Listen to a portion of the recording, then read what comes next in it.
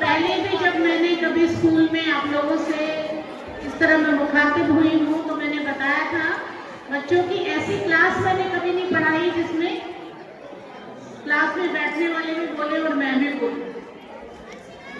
एक डिसीजन लेते हैं कि अगर आप सुनना चाहते हैं तो मैं बोलूंगी कुछ और फिर समय भी ज्यादा नहीं लगेगा और that will make me more responsible कि अरे सब लोग इतने ध्यान से सुन रहे हैं। तो थैंक यू सो मच, सभी ने मेरी बात को इतनी सम्मान दिया उसके लिए सबका बहुत धन्यवाद। इस स्कूल की एचओएस मोनिका जी, बाकी स्कूलों से आए हुए विद्यालय प्रमुख सीमा जी, गीता जी, हरिओम जी जो सबसे ज्यादा दूर से आए हैं और सादिक नगर से आप आए हैं, वो भी दूर ही है हमारे लिए, डिस्ट्रिक्ट अलग है। हमारे बच्चों के पेरेंट्स जो सुबह से इतना धैर्य बनाए हुए हैं, इसमें निश्चित रूप से कुछ ऐसे पेरेंट्स भी होंगे जिनको अपने बच्चे को इनाम नहीं मिला होगा फिर भी वो बैठे होंगे, उनके लिए मैं ज्यादा शुक्रगुजार हूं क्योंकि आप बैठे रहेंगे तो उसके पीछे भी निश्चित रूप से कुछ अच्छा होने वाला होता है। अभी मैं यहाँ स्टेज पे शेयर कर रही थी रंजन जी के साथ कि मेरा बच्चा जब तीसरी क्लास में पढ़ता था तो घर जाके मैंने उसको बोला कि देख 2-3 साल हो गए बेटा दूसरे के बच्चों के लिए तालियां बजाते हुए, अगली बार एनुअल डे में तभी आऊंगी जब तेरे लिए तालियां बजेंगी। अब बच्चे को तो उतना पता नहीं समझ आया होगा कि नहीं, और मैं भी वो मेहनत जो उसको बचपन से कराती थी आगे भी मैंने वही कराई, पर शायद सरस्वती मेरी जुबान पे थी कि अगले साल उस बच्चे को ऑल सेक्शन टॉपर का इनाम मिला। तो अगर हम अच्छी भावना रखते हैं और प्रयास अपने जारी रखते हैं तो निश्चित रूप से कुछ ना कुछ अच्छा होता है।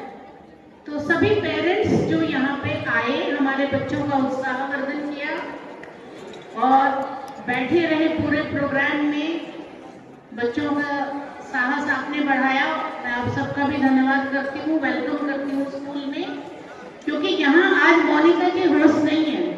इन्होंने इन्विटेशन में मेरे लिए लिखा कि फाउंडर डीडी ऑफ आरपीवी सेक्टर 5। सो सुबह से वो फीलिंग हो रही है कि अरे अच्छा कुछ काम अच्छा किया था, तो देखो आज ये बात भी आ रही है सामने कि फाउंडर होने का सम्मान मिल रहा है।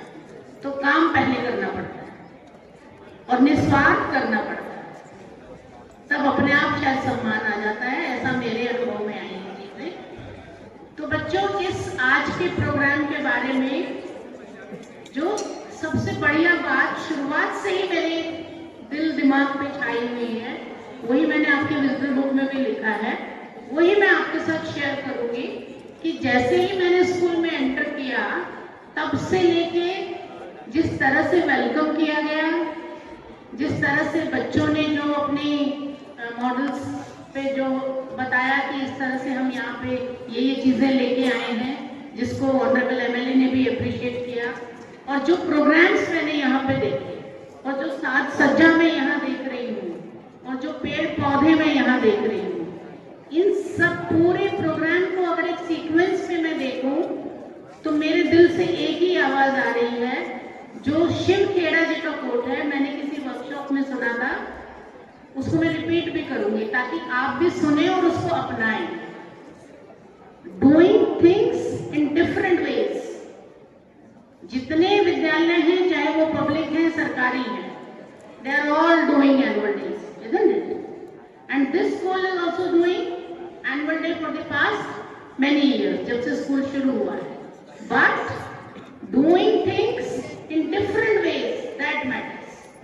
चीजें तो वही हैं, हम सबकी ड्यूटीज हैं। तो व्हाट मैटर्स इज कि हम जो काम करते हैं उसको डिफरेंट तरीके से हमने किया तो एक अलग उसकी छाप रहेगी, एक अलग उसकी सेटिस्फेक्शन होगी, एक अलग उससे पुष्टि मिलेगी। एनुअल डे बहुत होंगे, मैंने भी बहुत एनुअल डे किए भी हैं, देखे भी हैं, परंतु इस एनुअल डे की खास बात यह है कि हर चीज यहाँ डिफरेंट वे से डिफरेंट तरीके से ये चीजें की गई, तो ये इस एनुअल डे को कुछ खास बनाती है। अगर हर साल के जैसे एक सरस्वती वंदना, एक दूसरी चीज, एक कुछ और प्रोग्राम, तो हमें भी लगता है ठीक है बहुत हो गया मोनिका जी, अब मैं भी चलती हूँ, है ना। बट इतना समा बांध दिया बच्चों ने प्रोग्राम में कि भाई लगा कि हाँ ये अलग है, इसके बाद अलग था, उसके बाद अलग है। तो हर चीज में जो भी एक मूल भावना जो अपनी संस्कृति को आगे लाने की आई, उसको भी मैं अप्रिशिएट करती हूँ। जो ऑनरेबल एमएलए और काउंसलर साहब ने भी नोटिस किया, और थोड़ा सा उन्होंने शायद कम नोटिस किया और ये कह दिया कि भाई आत्मनिर्भर भी होना चाहिए। ये तो मैं देख रही हूँ और मैं जान रही हूँ कि ये जो कुछ भी है ये आत्मनिर्भरता से ही किया गया है। मुझे याद है कि कभी एक एनुअल डे में वो चीज यहाँ पीछे लगाई गई थी, तो मैंने पूछा था मोनिका से, तो उन्होंने कहा कि नहीं ये मेरे बच्चों ने, टीचर्स ने मिल करके, तो टीचर्स ने गाइड किया और बच्चों ने बनाया है। उसके बाद अगले साल ये चीज वहां पे थी। तो ये भी है, पैसा वसूल भी तो करना है ना। जितना खर्चा उस चीज पे हुआ है, चाहे वो पैसे का है, चाहे वो समय का है, चाहे वो आइडिया का है, हमें उसको वसूल भी करना चाहिए। आप पढ़ते हैं ना, वर्कशॉप्स में भी देखते हैं रीयूज, रिसाइकिल।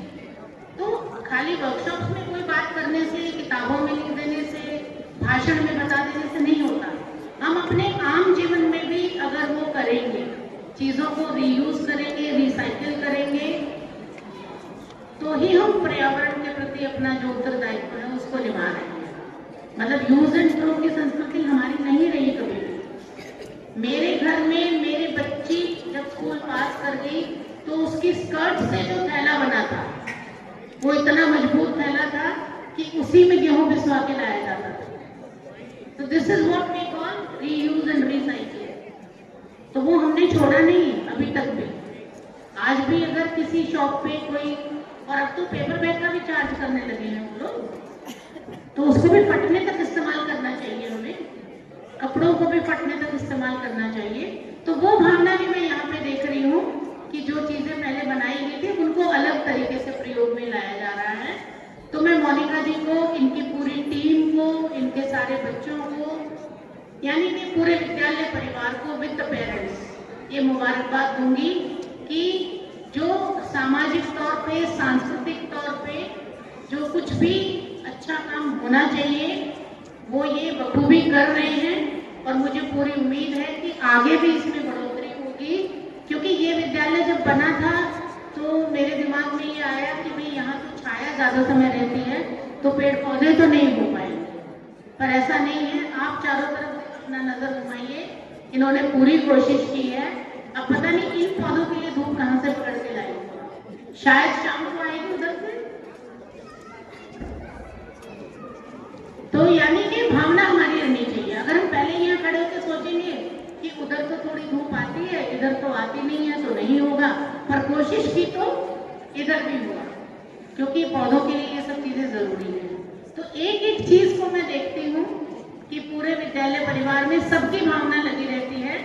और वो बार बार मैडम इनाम दिलाते हुए कह रही थी मेरी टीम बहुत अच्छी है, मेरे ये टीचर बहुत अच्छे हैं, मेरा वो टीचर बहुत अच्छा है। तो मुझे लगता है कि काम तो टीम करती है, पर नाम तो बादशाह का ही होता है ना। तो बादशाह के लिए तालियां बजा दी है।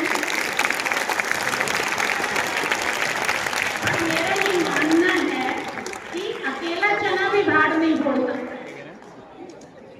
तो टीम लीडर टीम को लेके चलता है, उसका मार्गदर्शन करता है, तो भी तभी चीजें आगे बढ़ती हैं। तो यही हमें इस पूरे कार्यकलाप से सीखना भी है कि एज ए टीचर हम अपने बच्चों को, अब जैसे मैं पेरेंट्स को भी ये बात कहूंगी कि बच्चे की जो ग्रोथ हम चाहते हैं, तो चाह लेना तो बहुत आसान है ना, दिमाग में आएगा कि मेरा बच्चा भी ये करे, परंतु वो मिल करके ही होगा। घर में आप ध्यान देंगे, स्कूल में हम ध्यान देंगे। और मैं रिटायर हो गई, सड़क पे मैं ध्यान देती हूँ कि ये कहाँ जा रहे हैं। अभी अपना जो मस्जिद सेक्टर 11 में उसके पास एक नाला है, वहाँ पे 3 बच्चे साइकिल से दौड़ रहे थे, 3 बच्चे। मैंने गाड़ी रोक के पूछा कहाँ जा रहे हैं, तो कहते हैं हम इधर के स्कूल के द्वारका के नहीं है। मैंने बोला नहीं हो तो भी बताओगे कहाँ जा रहे हो, बिंदापुर स्कूल उन्होंने बताया। ब्लू कलर का चेक था उनका। बेवकूफ भी बना सकते हैं, बच्चों को लगता है आंटी को क्या पता, बच्चों को तो नहीं पता ना कि ये मैम तो बहुत स्कूल्स में जाती है। तो यानी कि एक सामाजिक तौर पे भी जो मेरा उत्तरदायित्व बनता है, आज भी मैं सड़क पर उसको निभाने की कोशिश करती हूँ कि कोई बच्चे इधर उधर अगर जा रहे हैं तो वो भटके नहीं। मैंने अपना काम किया, अब आगे वो काम कितना पूरा हो, मैंने उनको बोला कि नहीं बेटा 3 बज गए, आप घर जाओ और ऐसे सड़क पे नहीं घूमना चाहिए। और घर गए कि नहीं गए या कितना गए, या 3 में से किसी एक को समझ आ गया होगा, उसने बाकी 2 को कहा होगा कि नहीं वो मैम ठीक कह रही थी, है ना, चाहे आंटी थी तो ठीक कह रही थी। तो हम सब मिलकर के जब अपना उत्तरदायित्व निभाएंगे as a parent, as a teacher, as a principal, as a citizen, तो निश्चित रूप से ये बच्चे बहुत आगे जाएंगे। ऐसी मेरी शुभकामनाएं हैं हर एक बच्चे के लिए, हर एक टीचर के लिए, इस पूरे विद्यालय परिवार के लिए, कि ये यूं ही फलता फूलता रहे। और जब से अतुल जी आके बैठे हैं तो मुझे लगता है कि एक कंपटीशन की लॉ भी मैं लगा जाऊंगी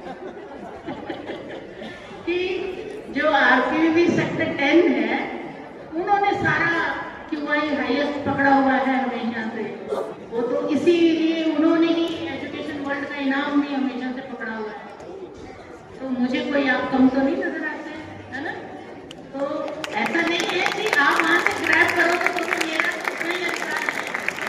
और मैं चाहूंगी कि ऐसे कॉम्पिटिशन में आज हम ये सोचें, और इससे क्या होगा, इससे अतुल जी बुरा नहीं मान रहे होंगे, अतुल जी आज से जाके ज्यादा करने लगेंगे कि ये मैम ने तो उनको जगा दिया तो ऐसा ना हो मेरी ट्रॉफी चली जाए। तो यानी कि आस पड़ोस से एक हमारा हेल्दी कॉम्पिटिशन जो है वो बना रहना चाहिए। हाँ, एक और बात मैंने आज मोनिका जी की सुबह से नोट की कि केंद्रीय विद्यालय के प्रिंसिपल भी आज यहाँ गेस्ट थे और की प्रिंसिपल भी यहाँ पे आज गेस्ट थी। सेक्टर 5 में ही है और ये भी सेक्टर 5 में है।